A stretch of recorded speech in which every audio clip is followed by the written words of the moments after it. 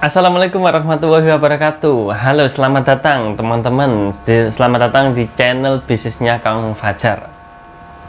Iya, pada hari ini saya mau berbagi cerita kembali dan berbagi pengalaman kembali tentang sebuah bisnis, teman-teman. Di sini saya akan membagikan cerita kepada kalian semua tentang diri saya yang membuka bisnis jualan es teh. Pasti kalian penasaran dan kalian baru tahu kalau saya pernah jualan es teh. Pengen tahu ceritanya dan mau tahu bagaimana proses saya, bagaimana saya memulai menjalankan bisnis jualan es ini dan bisa berbeda dengan yang lain. Bagaimana? Simak terus videonya.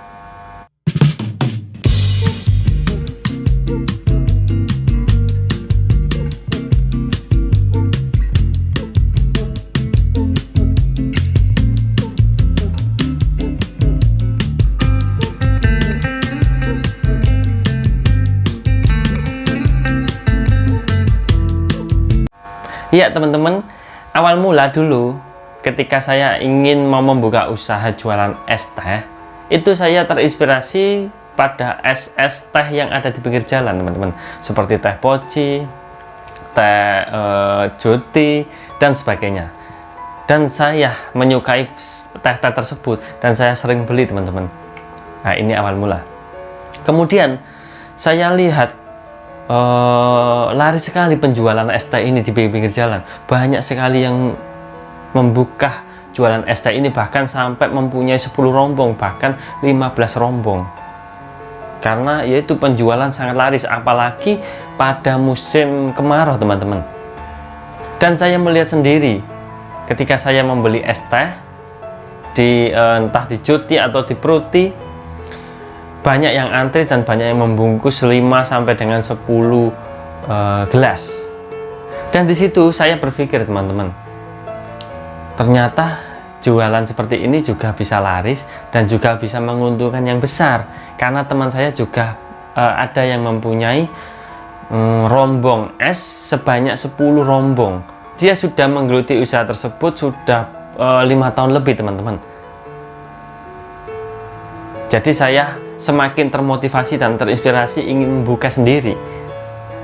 Dan ketika itu saya mencari-cari info bagaimana sih cara membuka air seperti maksudnya membuka teh es teh ini seperti teh poci, Pruti, Joti, dan lain sebagainya. Apakah harus mendaftarkan diri ke agennya? Apakah harus beli rombongnya dulu atau bagaimana? Ternyata ya begitu, kita harus mengeluarkan dana dulu. Dan saya ketika itu saya pikir dananya cukup mahal, teman-teman. Karena kita sudah tidak memikirkan apa-apa lagi, teman-teman. Jadi seperti gerobak, bahannya teh, dan termosnya itu kita diberikan komplit dengan harga yang cukup mahal, teman-teman. Dan saya merasa keberatan, tetapi ide saya muncul, teman-teman. Saya ingin menciptakan teh sendiri, teh yang belum pernah ada di kota saya. Dan awal mula saya itu mendengar cerita adik saya yang dulu pernah merantau ke Jakarta. Dia tahu apa itu yang namanya liang tea. Liang tea adalah sesebutan teh yang ada yang berasal dari kota Medan. Tetapi katanya adik saya dulu di Jakarta itu banyak sekali orang yang menjual es teh liang tea. Jadi es teh liang tea ini mempunyai rasa yang khas sekali, tidak seperti teh pada umumnya. Dan kata adik saya, di sana itu banyak sekali yang jual dan lakunya juga banyak sekali, banyak sekali peminatnya. Karena itu tadi rasanya yang segar dan beda dari yang lainnya. Kemudian saya mencari-cari di toko-toko online dan situs-situs online, siapa sih yang jual bahan teh liang tea ini.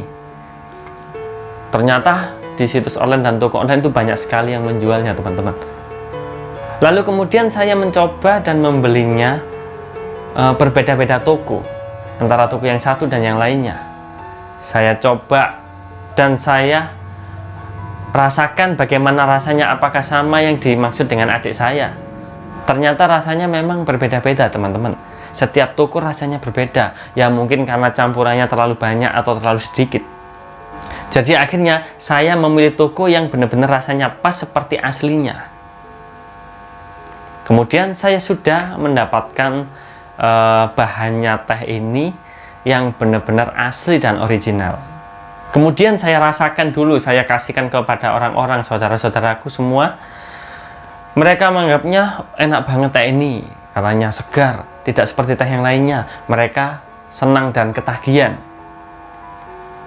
Akhirnya saya siap untuk membukanya. Kemudian saya membuat rombong, membuat gerobak sama adik saya, teman-teman. Yaitu apa yang saya buat, saya hanya simpel saja. Saya mempunyai meja yang sudah lama tidak terpakai, meja dari kayu. Kemudian saya belikan semacam kayu, namanya kayu reng, kayu yang panjang kecil. Itu saya jadikan seperti gerobak. Jadi saya desain meja itu seperti benar-benar gerobak es-es yang ada di pinggir-pinggir jalan, teman-teman. Meskipun tidak terlalu bagus, yang penting saya hanya main cat dan main banner, teman-teman. Dan alhamdulillah gerobaknya sudah jadi dan terlihat seperti gerobak-gerobak yang lainnya. Bannernya juga saya desain sendiri sesuai dengan imajinasi saya. Dan ada manfaat dari teh ini juga saya tulis dan saya sertakan di banner tersebut biar bisa menarik pelanggan. Dan perkakas yang lainnya saya juga beli ecer di toko-toko yang dekat di kota saya, teman-teman. Ya seperti payung, termos, galon air, dan banyak lagi yang lainnya, teman-teman. Kemudian saya menentukan harganya, teman-teman. Harga yang saya tentukan begini caranya.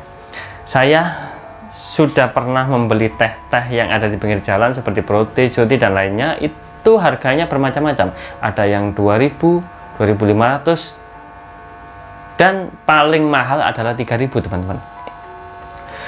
Setelah saya rasakan, yang harga 2000 itu ternyata perbedaan mereka adalah sesuai takaran manisnya.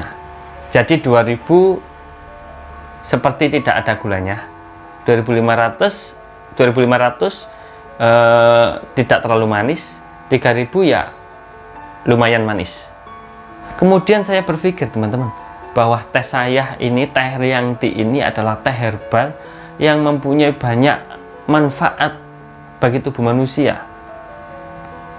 Jadi bisa untuk mengobati segala macam penyakit, terutama sariawan, panas dalam, sakit kepala, dan sebagainya, teman-teman.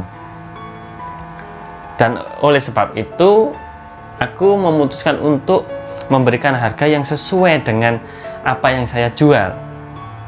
Jadi, saya agak lebih mahal dibandingkan dengan teh-teh yang lainnya. Tetapi, orang kalau menikmati dan meminum teh yang saya jual ini, insya Allah mereka pasti akan